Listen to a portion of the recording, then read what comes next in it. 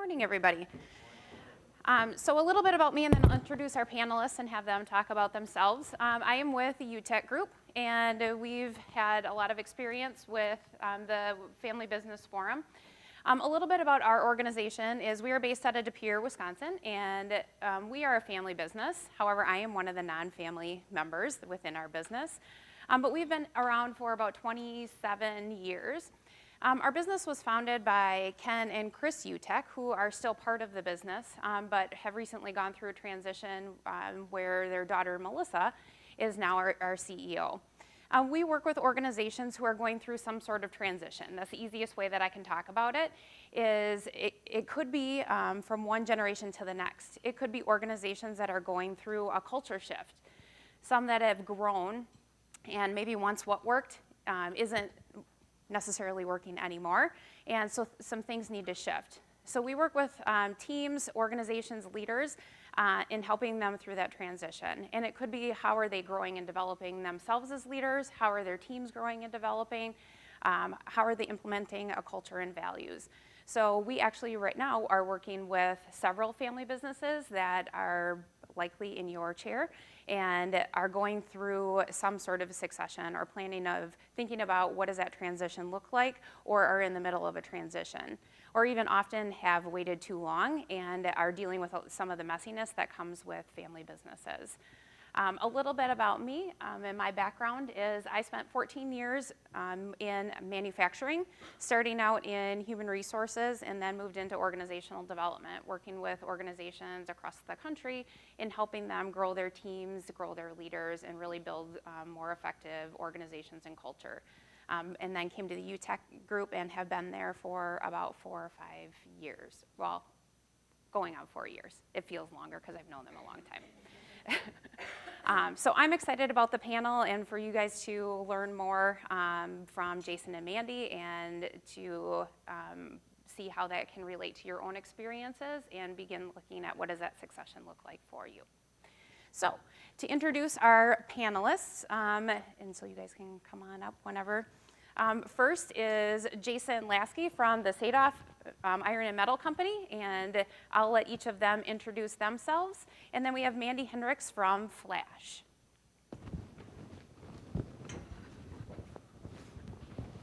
Go right ahead. Thank you. Welcome. Comfortable. Thank you. Hello? Okay. Great. Well, Mandy, if you want to start by just introducing kind of yourself, a little bit about your organization and about your role, kind of your path to where you are. Okay. So my name is Mandy. I'm with Flash. It's a family business that is based in Green Lake, Wisconsin. I joined the family business about 10 years ago. I chose to work elsewhere before coming home to the family business, so I sold pharmaceuticals after I got my undergrad degree in marketing.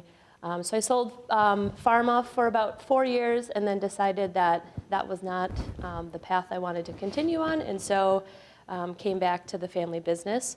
I started in sales, kind of created a marketing department. The extent of our marketing was a one-page website, one page of a website that had a picture of a truck and my dad's email address on it, so we had a lot of work to do. So I spent the first few years out on the road about 75% of the time, calling on current customers, and I did a lot of cold calling because that was 2008, 2009. So we were really looking for anything that could fit in our trailers because we were just desperate for business and wanted to keep our employees working. The core of our business is dry bulk hauling. So we haul a lot of sand to the foundry industry, lime to paper mills, water treatment plants, municipalities use it for various things. We do some hauling of plastic, and then beyond that we have a transload company. It's called Transload Solutions. So we have some transloads out east for the largest sand company in the world. So we're exclusive out there for them. We unload about 2 unit trains, which is like 300 rail cars of sand every week. We unload those cars, we put it up into storage, and then other people's trucks come and pick that up. We do not have our own trucks out there. So that is one of the branches of our company. We also are in the sand mining business for oil and gas, a lot of frac sand. The first plant that we had was in western Wisconsin in Taylor. That was called Taylor Frac. We had that for about 3 years and sold that in 2014, right before the market tanked. So I think my dad has a crystal ball. He's not fessing up to it, but that worked out well. So he then, after he sold that, he was going to retire. At that time, I took over as president of the company. His retirement lasted about 3 months, and then he decided he was going to come back to work, and so he built another sand plant in North Texas, and that is called Texas Frac. And now he's working on a second one now near San Antonio. So he is busy running that side of the business, and I take care of the trucking side. 2 years ago, the local grocery store in Green Lake was going to be closed because it was failing. My dad grew up in Green Lake and didn't want to see the community go without a grocery store, so we now own a grocery store, which is totally unrelated to anything that we do. I now know more about groceries than I ever thought I would, but my day is pretty busy. I go from talking about foundries and sand to rotisserie chickens, all within minutes sometimes. So, but it's very exciting, and so I've been there for about 10 years. In total, we employ about 300 people. Our projected sales this year is something like 75 million. And yeah, I guess. Good? Yep, good. Thanks, Mandy. I'm Jason Lasky. I represent the third generation of family ownership for Sadoff Iron and Metal Company. We also operate another company called Sadoff E-Recycling and Data Destruction, which is based on recycling electronics. I've been in the business since about 2000. I graduated from the University of Denver. I'm from Oshkosh.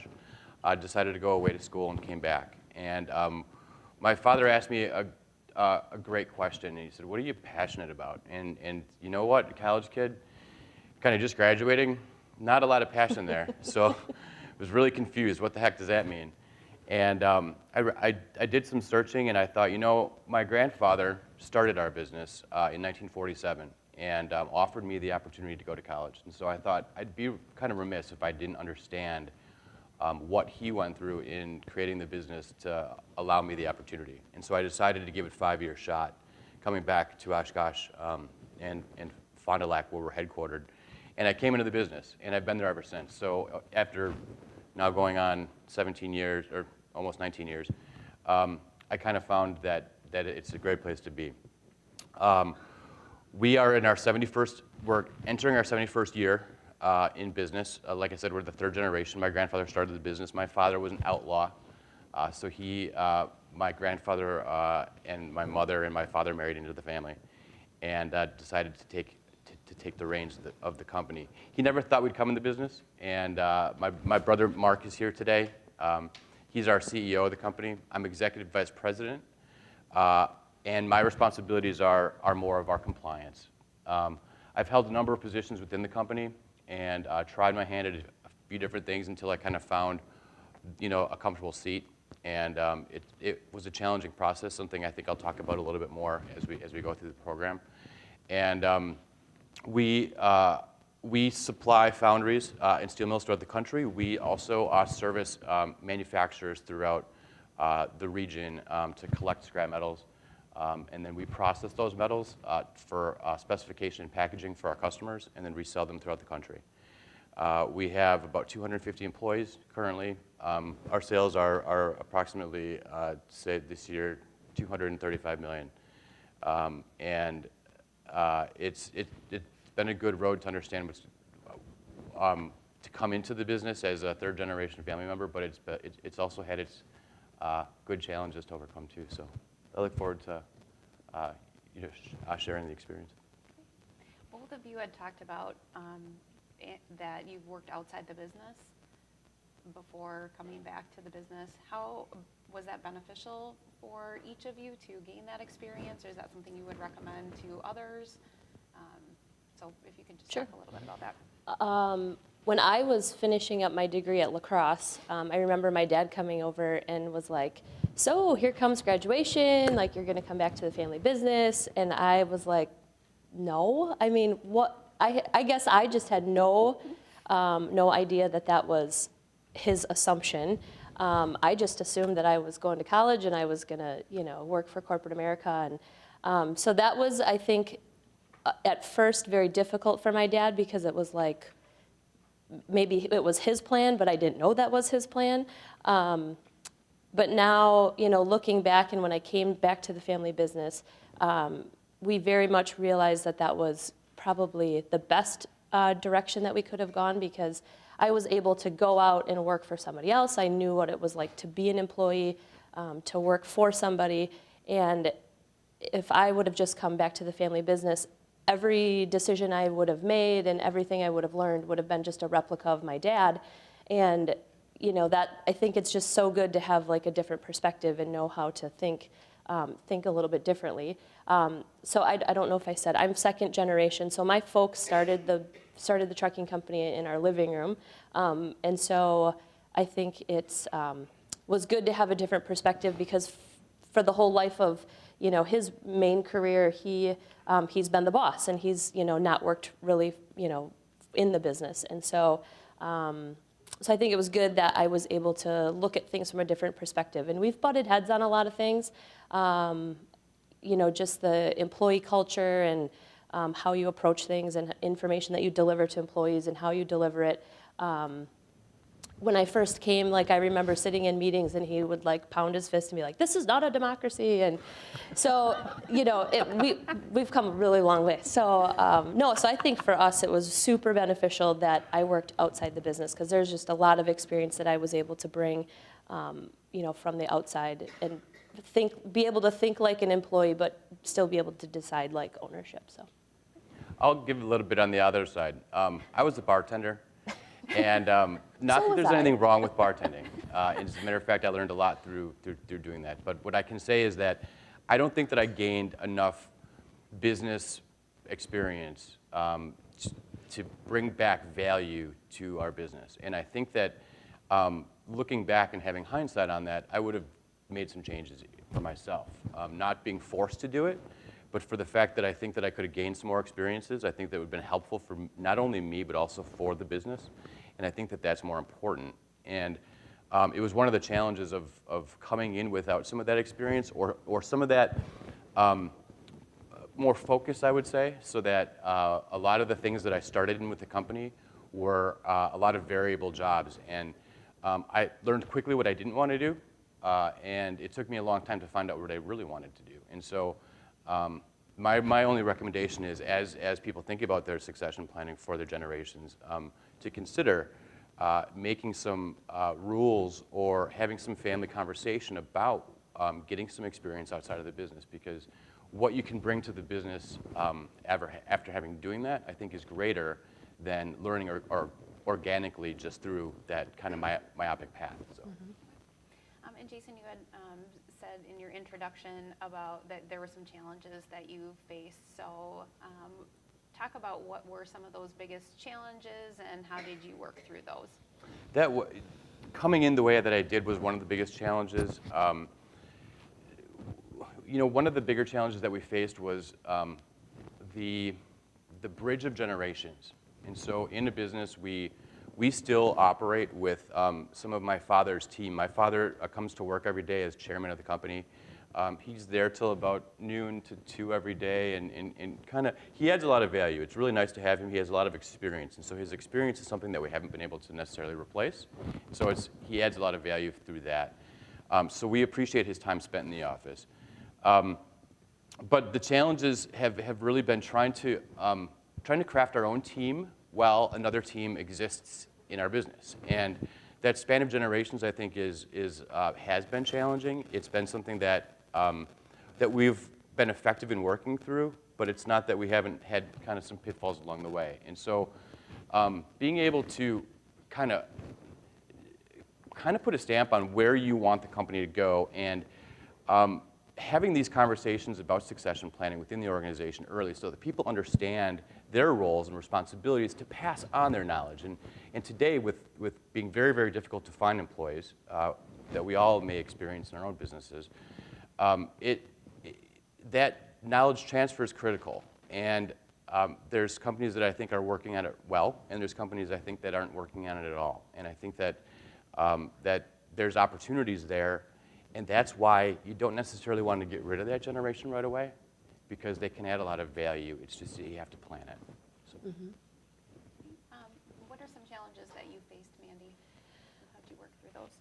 I think one of the biggest challenges we had, or I had, was that my mom and dad were maybe not on the same page as to what things were going to look like as us kids came up, as next generation and into the business. So I'm the youngest of 5. I have 2 sisters that work in the business currently part-time and have for 20 plus years. And one of my brothers works there on a full-time basis, and my other brother does not work there. And I think we maybe did not do a very good job of having those conversations of like, what's the plan, who's going to do what. So I think, like my dad, assuming that I was just coming back to the family business, I think between my mom and dad, maybe my mom thought that there's 5 of you, and so, you're all going to equally run the business and take over. And that was not my dad's plan. And so that was a little bit of tension, I guess, just working through that and understanding, who maybe has some more strengths than others and who fits where. So, for me as the youngest of 5 to now be running the company and the others not having, they don't have ownership and they are not in management has been a little bit of a challenge. But I think as things, as time goes on and you prove yourself, I think that's worked out well, and I think everybody's now on the same page. And then I think another challenge of mine was just being a female, entering a very male-dominated industry. So, that was something that I had to overcome. And I don't think it was too difficult, but I definitely had a lot to learn. When you walk into a foundry, you better know what you're talking about because, clearly like you're the only blonde ponytail standing in the middle of the foundry. So that I think was good, and it's proven a lot to our customers that we're really serious about our business and take it very personally. So yeah, I think those are probably our 2 biggest challenges. And to piggyback on what Jason was saying about the leadership team, our leadership team has been with us for 20 plus years. And so they were all very open and welcoming to share information with me and to teach me and train me and work alongside me. And now, I think it takes a very special level of management for them to watch the next generation come in and then you just kind of like leapfrog right over them and then all of a sudden you're their boss. And so I think you have to just work really closely with that level of management and know, how important they are and that they know how important that they are. So I think that's an important point, that people understand their value and their legacy just as much as it is for the family. At least that's been my experience in working with any businesses going through transitions, but especially family businesses, is knowing that the people who have worked there for a long time are invested in that organization as well. And I think understanding those family dynamics, and because as much as we can try to separate family versus business, that's not always the case, especially in a family business. And like you said, Mandy, that those family dynamics of, you're the youngest and you're leading your family members and your siblings is a challenge. So those are great things to be able to talk through. So for both of you, what would you say? You can't hear me? Okay. Talk to the mic? Okay, I'll hold it if that's better. Okay. Did everybody miss what I was just saying? Okay. It was really good. Now I'm not going to be able to duplicate that. What I was just talking about is that in, I think, any transition, Mandy was talking when she was saying that the management was really supportive of her, that I think can be a challenge in any transition, but particularly in family businesses, is how do you help people understand and really understand yourselves what that legacy is of the organization and how do you carry that forward, and especially for that generation that's going to be leaving eventually, helping them see what their significance and their value is in the organization within that transition. I think is a key component as you move forward. I think that was everything. That was it. Close, anyway. So for both of you, what would you suggest would be a good time to start that succession planning process? I'm not sure there's ever a bad time. I think there's nothing wrong with conversations. And conversations don't mean you have to take actions, but conversations mean that you can at least start to understand desires, needs, direction, strategies, and so not that that won't change over time, and I think that that's what's important about having the conversation. It's the conversation isn't something that's going to stop. It's just going to continue, and it's going to continue to morph over how the organization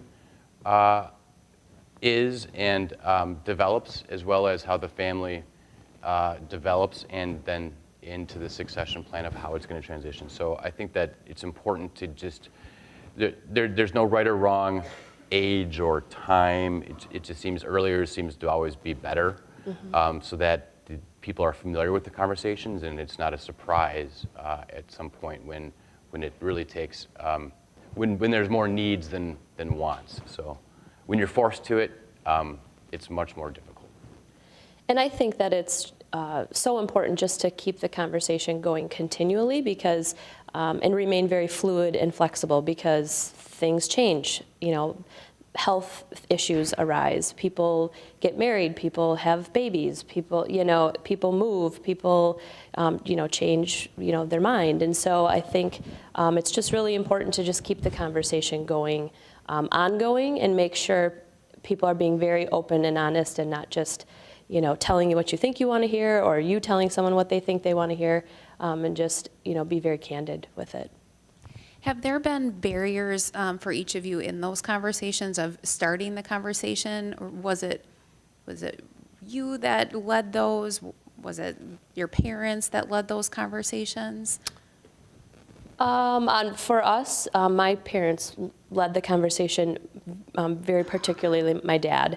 And his ultimate plan was that I was coming back to the family business, and if I did not have a desire to take it over, he would look to sell it, because he just felt like I was the best fit within the family, and he was very okay with, do you want to take the business over or don't you? And I think he was fine either way. I think ultimately he would have liked to see it stay in the family as it has, but I think he was very prepared to split off the company or sell it in pieces or whatever, if I had no desire to take it over. That's great. We didn't have the conversations. My father never thought that we would have interest in coming into the business. It was something that when he went through the transition with his father-in-law, it wasn't easy.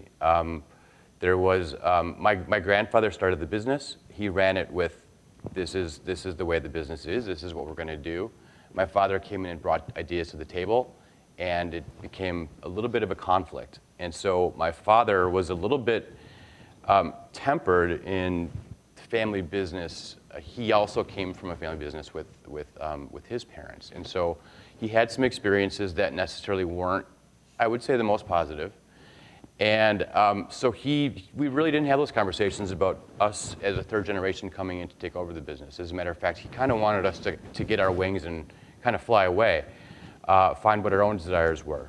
And when we decided each individually, I work with my two brothers, Mark and Brad, to all come into the business. He was not expecting it. He was a little bit floored.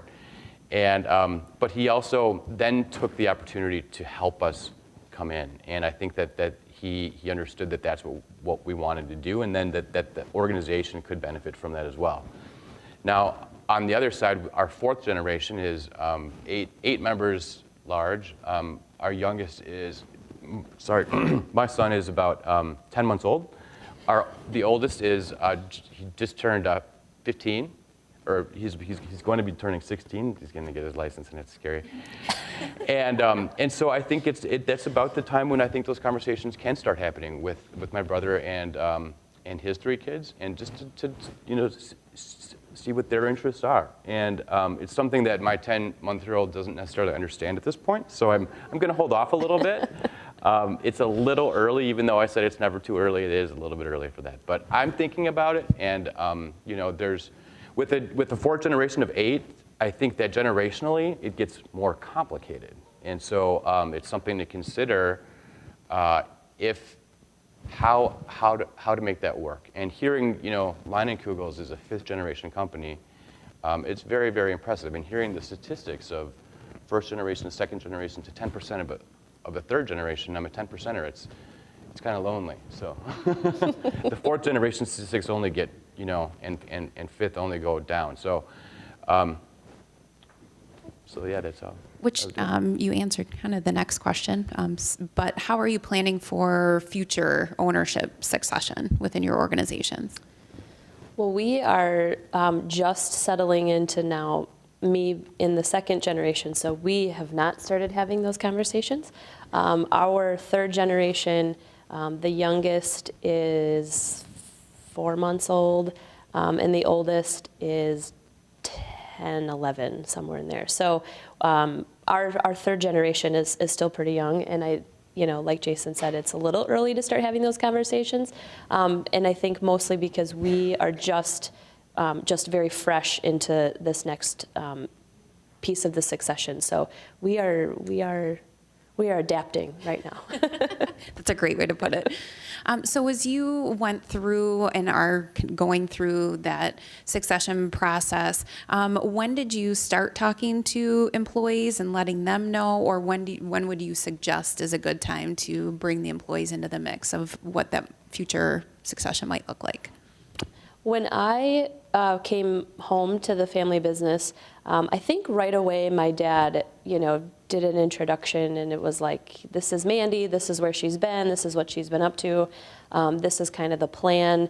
But our upper level management has been with our company since I was before high school. So, I've known them personally, you know, pretty much my whole life. And so, so that was, I think, an easier conversation for us to have. And we're just a small family business, so it's not like, you know, we have several layers and are a lot of employees. So, so I think that conversation was easy to have, and I don't think anyone was surprised that this was the direction that we were going to go. Great. For family succession, what was the question again?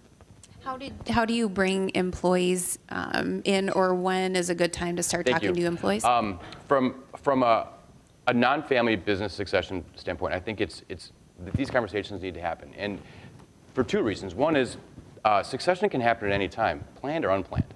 Mm-hmm. And from a non-family business standpoint, I think it's important, especially in smaller businesses, that there's few people with a lot of knowledge.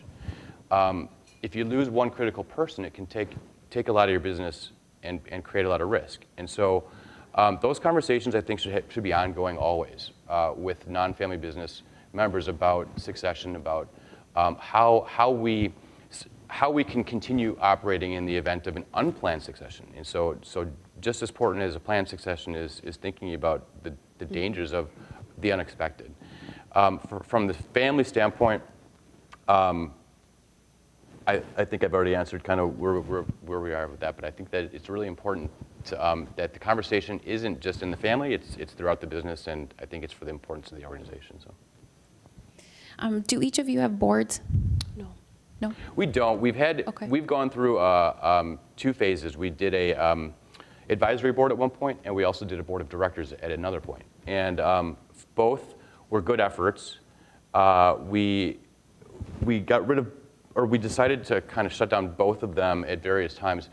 We started them for different needs we had at those times within our succession, and we wanted some support and some outside opinions. We were able to get, I think, what we needed out of it, but it was something that we decided not to continue. And we talk about it occasionally, about bringing it back or not, and I think it's something that is important to talk about. I think having an outside perspective at various times throughout the history of your organization can create a lot of value, but it's something that you have to want. And as family business owners, I think what we all understand is at the end of the day, it's our choices, our decisions. So it can be difficult to listen to a board when the skin in the game is really yours. So. And when we were working on our succession, so we don't have a official board, but we leaned a lot on our legal counsel and accountants and bankers and all the people that know your business very intimately. And so I think it's very important just to have those key relationships and people that can know enough about your business, but are outside of it enough that they can interject as an outside opinion. That's a big point. Yep, that is important because it does help, I think, bring a different perspective of what's happening within your business, what those future plans potentially could be, or how do you work through some of those issues, because when you're in the middle of it, it can be difficult to It's hard to see clear. the forest through the trees. Yeah, absolutely. And I think even as you go into the next generations, as your company moves forward, that might shift, or if you do decide to have a board. I know that there's some that are advisory boards that have different people within that have those key relationships that are important. There's a family business that we're working with, and they just restructured. They're in the 5th generation, restructured their board and are making now the shift from a family member being the CEO to now looking for an outside person to be the CEO, because there's not a family member that's ready. But they had to then take a look at what does their board structure look like, and are they doing what was right in the best interest of the organization, or was it more kind of self-focused? And so that's been messy, but a big shift for their organization as well. So both of you have talked about some about non-family members and how they've been supportive of you, but how have those key members within your business been a part of the succession planning process? Are there what challenges have you faced with that, and what have been some of the successes that maybe you haven't talked about? All right, that's interesting. So one of the potential pitfalls that you can run into with challenges of succession is, and I think it's something that Mandy and I have both gone through in different ways. It's when you come into your business, and there's a generation that's existed and grown the business for a period of time. I think that there's a little bit of looking at you like, how are you qualified to be here at this point? And I think that you can overcome that by getting some experience outside of the organization and bringing it back. But I think that that's a challenge to overcome at times, is because the fact is, in a family business, for family succession, there's heirs apparent. And that can lead to some conversations within the organization for non-family business members. I'm not saying that it's for everybody, and I'm not saying that it's the biggest challenge to overcome, but I think that there's times when you have to prove yourself, and in doing so, it creates opportunities, but it can also be draining, and so it's one of the challenges, I think, that companies can face. To address it, I think all you need to do is really spend the time with those people and get to know them and allow them to get to know you. Because not everybody knows everything, and not everybody's expected to know everything. But the more that we can learn from each other, I think that opens up that you're at least a willing participant, and creates a safe zone so that people want to help, want to assist, and want to help teach. So We have some non-family and some family at our top level of management. Our vice president is non-family. He's been with us for 20-some years. He has been my dad's right-hand man since he came to the business. He started as like the accountant, financial CFO role, and has moved up to vice president, and is very, very dedicated, but we've also taken very good care of him. So it's definitely a two-way street for your non-family members, and that they know like I said earlier, that they are important. You realize how important they are, and they realize how important they are. We also have some family members that are at top-level management. My dad's brother, he heads up all of our maintenance, and so I lean on him a lot for his knowledge because he's been with the company since day one. And so, I think, like Jason is saying, it's just having those conversations and being very open and honest and getting to know these folks and taking good care of them. And, we always say that, we work very hard for our employees, and in turn, they work very hard for us. So I think as, the kid coming up into the business, like Jason had said, you definitely have to prove yourself because there are, there's like two kinds of family members, ones that want to work really hard and ones that just want to kind of grab those coattails and ride along, and which is okay because that's kind of the blessing of family business is that, you have successes and can share that with the whole family. And so I think, for me, just proving to family and non-family and, from the truck drivers to, top-level management that, you do work really hard and you do take it very seriously. And, so it's not like you're gone on vacation all the time or, you roll in the office whenever you feel like it. So it's just being very mindful of how things look to the employees and that you do work really hard and do take it very seriously. I think that's an important point, and it just, so the family business I was talking about, I was actually with them yesterday, and one of the employees had said, yeah, when somebody sends an email out and says, I'm working from home today, and they happen to be a top level person who is a family member, that doesn't really send a message of, really, are you really working from home? And so we want them to be here and be dedicated. So I think that's an important point of showing, and my guess is that you almost have to do extra to help people feel like you have their best interest in mind and that you are putting in the work to do that. So we can open it up to questions, but other things that either one of you think would be important for the group to know as they're thinking about succession planning in their organizations. I'm trying to think. We covered a lot. Yeah. I think just having, open, candid conversations and just making sure everybody's on the same page and is, knowing what everybody is expecting and everybody's wanting, I think is just really important.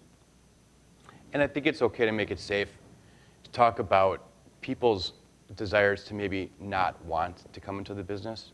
And I think that that's important for passing, for this conversation as well, is to make it okay that it's not expected that somebody just comes into the business, that there are other opportunities out there, and that there's no shame in finding your own path.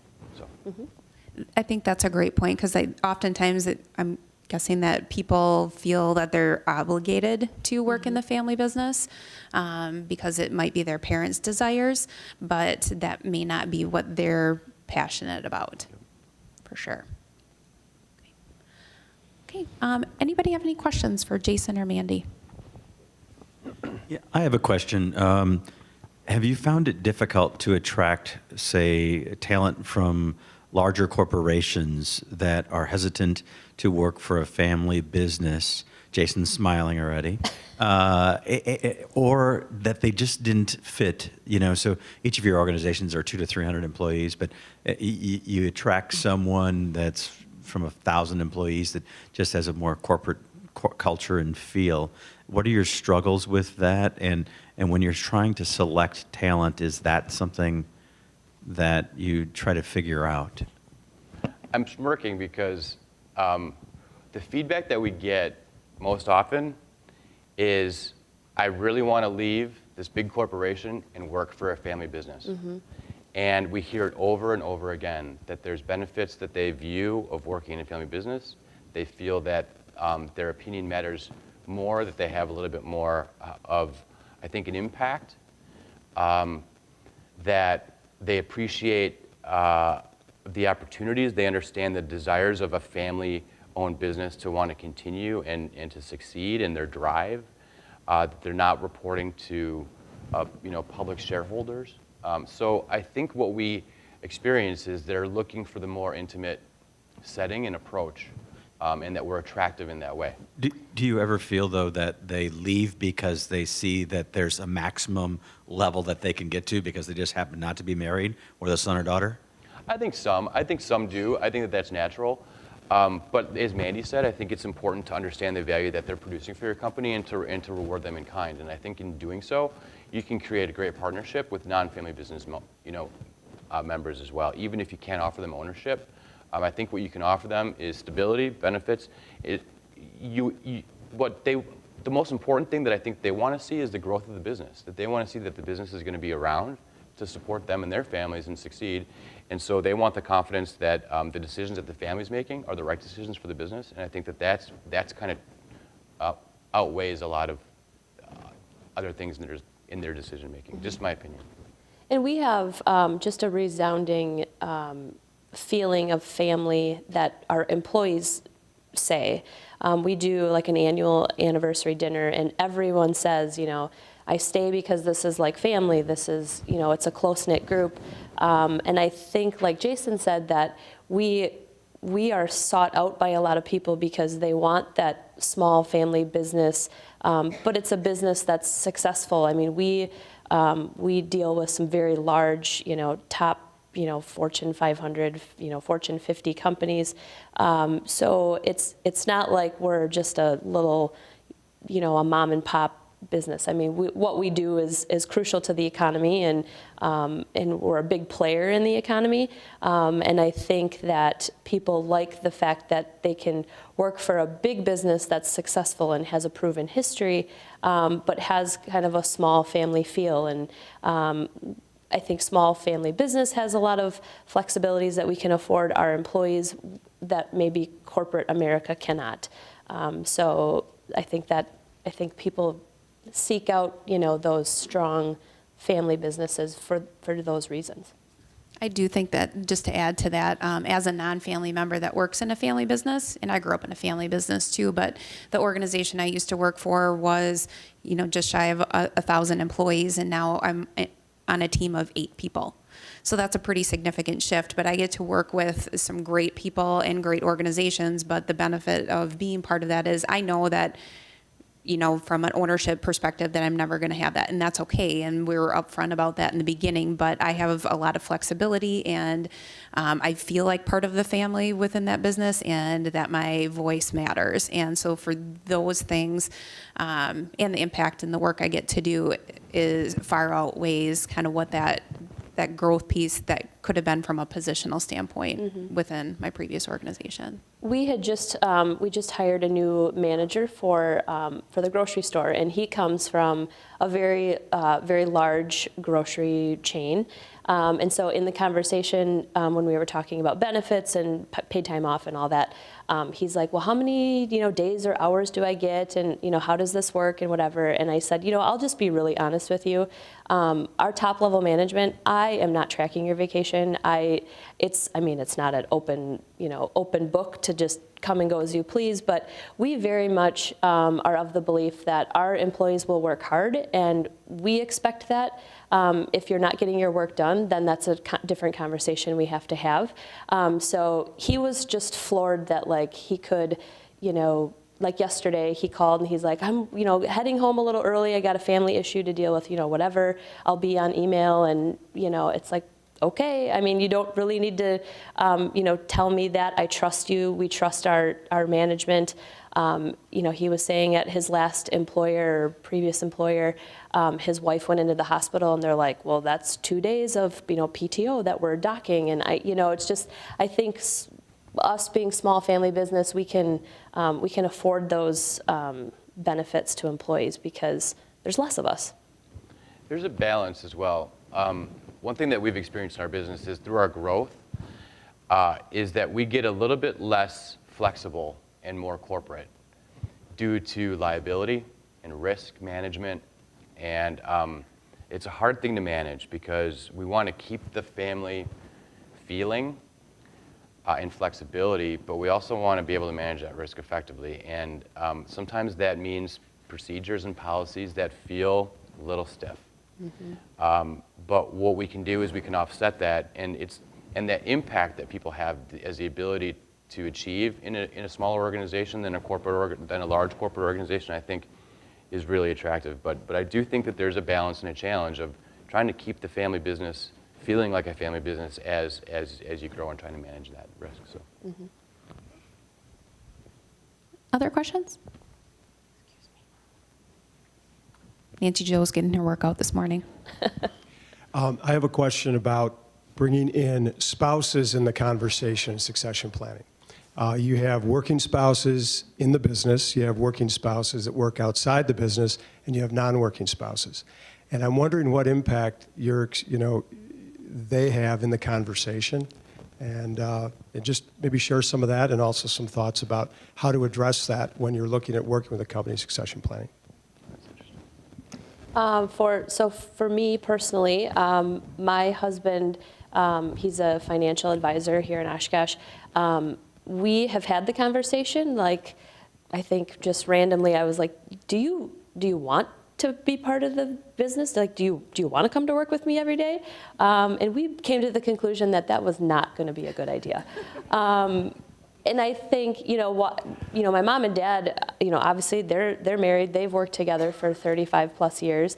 Not that my mom was kept in the dark, but they just moved at two totally different paces. And, she knew enough about the business, but I still think to this day she does not understand the complexity that is the business that she owns. And I think that's okay. She still comes to work every day, and she's in her 70s, and she's starting to take time off as need.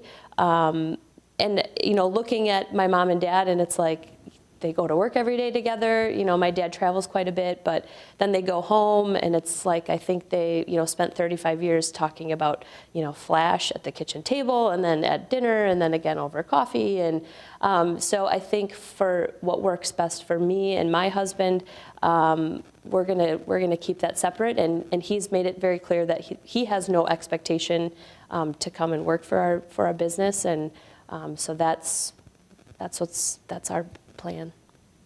We don't have any expectations. We don't have any current interest for spouses to enter the business. It's really a conversation I don't think that we've had in any formal way, just because we haven't had to or even thought to, I don't think.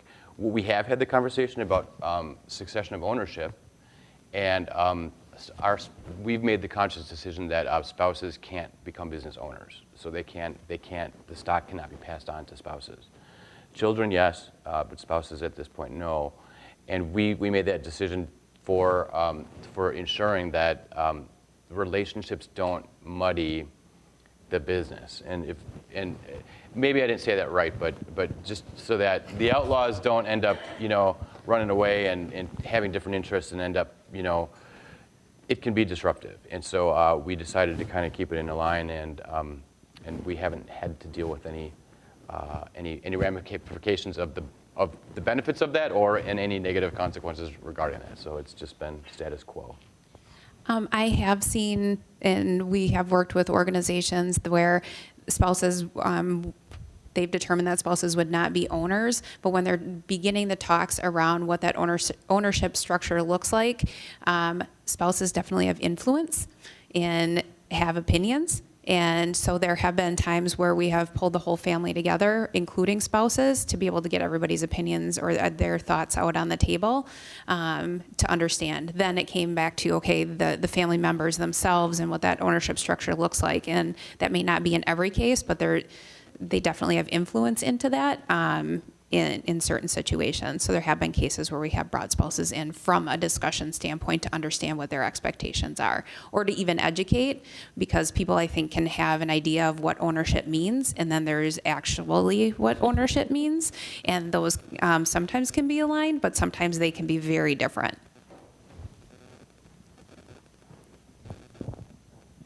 I just can't resist adding a little tidbit to that. I am the spouse that was brought into the business, And initially, I was called out as the skirt sleeping with the boss, and that's the only reason I have a job. So apparently, we didn't handle that well. But my question is, I'm a very small business, 14 people, and how do you consider, at what time do you let your staff know that you're actively succession planning, with the fear being, holy hell, they're getting out, I better get out? You know, I don't quite know how to mount that challenge. It's a great question, and I think you're trying to manage fear on both sides. The fear of being in the dark and not knowing where the business is going to go, and the fear of what you just said, of they're going to get out, I better get out too. Our feeling is our employees want to understand and be a part of knowing that they're in a secure position. And for their families, that's important. So if we don't have that conversation with some of our employees about what succession potential can look like, or what we're talking about, we don't want them to get fear or cold feet that the family's not really discussing this. The family doesn't have a plan. And they may not feel comfortable bringing it up to us. So I think it's important for us as stewards of the business to bring it up with them. And that's where we include this in conversations. And having continual conversations allows it to not be something new or a surprise. But if you haven't had those conversations yet, frankly, I think it's important to engage with those people. Offer them the assurances that the decisions you're making are for the benefit of the stability of the company, and that you're looking, that you personally may be making a life change, but that may be different than a change for the business. Mm-hmm. It may be in combination with a change for the business, and in those cases, again, these people all they want is security. They want to ensure that they're not going to have the rug pulled out from them, and in their 12th hour, and in some cases, they've been with us for a long time, and so they're of ages that are difficult to find jobs in the current market today. So I just think that there's a risk on either side, and you need to be able to personally manage that for how you feel your organization and your people will respond to it. But my personal opinion is it's better to be more inclusive than exclusive. And I think as you start having those conversations about succession, the current leadership or just the current employees you have, I think it's important for them to understand that you kind of need them more now than maybe at a different time, because you're going to start doing a succession and maybe bringing in next generation or other folks, and you're really going to have to lean on the people that have been there for a long time to help and facilitate and be a very big part of that process, because you're not just going to bring in the next generation and get rid of everybody and start all over. I mean, I don't think that would be a recipe for success. So I think it's important for those employees that you have to realize how important and critical they are, and I think it's important for the business itself, the owners, the next generation, to realize how important the existing employee base is. Any other questions? You just wanted to make Nancy Jo walk, didn't you?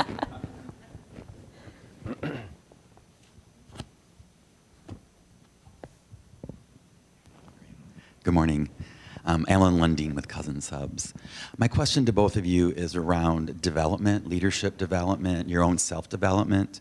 I think sometimes family businesses may not prosper as much as they could because leadership isn't creative or innovative or in touch with what's happening in trends and in their businesses. So I was wondering from each of you, what do you do for yourselves when it comes to developing your skills, knowledge, and abilities, but also maybe your leadership team as well? That's great. Personal development, professional development is something we talk about often in our organization.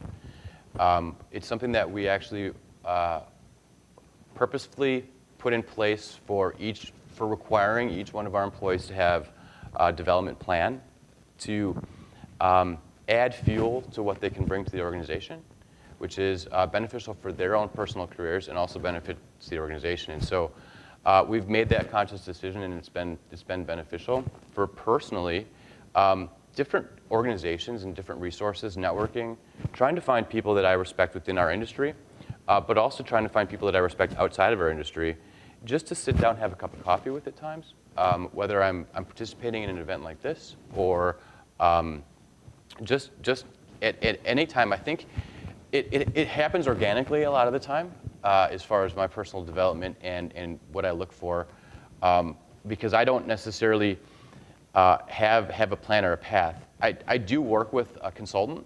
Our family has taken some time to work together with a consultant as a family, but also do some individual work for our own professional development with this particular consultant. It's been a good relationship. Finding a consultant can be difficult. You may go through a few before you find one that you can really connect with, and there's nothing wrong with that. Not every consultant's for everybody, and not every consultant has what you need from them.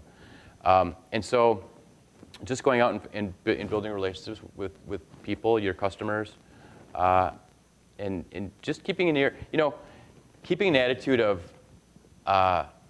that I've got something to learn is the most important thing. Mm-hmm. Because once you kind of close off and say that I've what does somebody have to teach me, you shut down those opportunities. So just being open-minded is probably the biggest opportunity. I would very much echo what Jason has said. For me, I've stay very active in associations that relate to the businesses that we have. We spent a lot of time with the Family Business Forum years ago, and I think for especially the newer folks that are coming into our business, we're seeing that is of an importance of them. So whether it's belonging to Society of Human Resource Management or something like that, we're seeing that this next generation of employees, that is important to them, and they are already doing that for themselves, and we just very much support them and give them the time off to go to meetings and conferences and whatnot, because I think my dad's generation, you just worked in the business. There was just not a lot of working on the business or on yourself, and so that is just like Jason had said, networking and never stop learning, and spending a lot of time with your customers, and having honest conversations with what do you need from us, and what does this look like, and so yeah. Any other questions?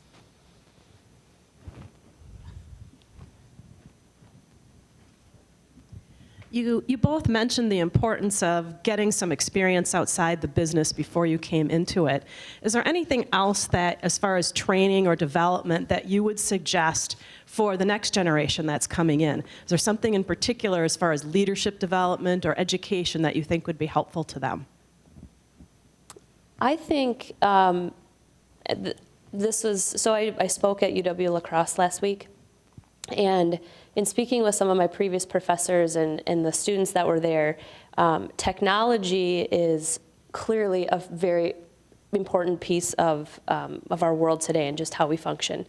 And it's crazy to me to think that students now with their professors, and you get into the workforce, and everybody hides behind email, and everybody lives in social media, and just lets technology be their face and be their personality. And so I think it's so important for people to learn how to talk to people. Like Jason, I was a bartender and drove a bev cart on a golf course, before I got a real job. And positions like that, that gets you to talk to people that you don't know, you don't want to talk to, you don't feel like you have anything in common with, but just being able to talk to people. And so I think the next generation, it's so important to realize how powerful face-to-face conversations, or pick up the phone, not just send an email or a text message, can be. Because even I have customers where it's like, oh, I really could just send them an email and then it'll go away, and nobody has to have the tough conversations. I've never left a customer face-to-face or hung up the phone and thought, oh gosh, I wish I would have just sent an email. And so I think it's just so important that people, next generation, understand the importance of actually talking to somebody. I agree with Mandy 100%. Kids these days like to be faceless. You know, a text doesn't have a face. An email doesn't have a face. It's comfort communication. And so getting them out of their box and understanding how to communicate with people, I 100% agree. I think that's probably one of the best things you can do. Okay, we have time for one more question.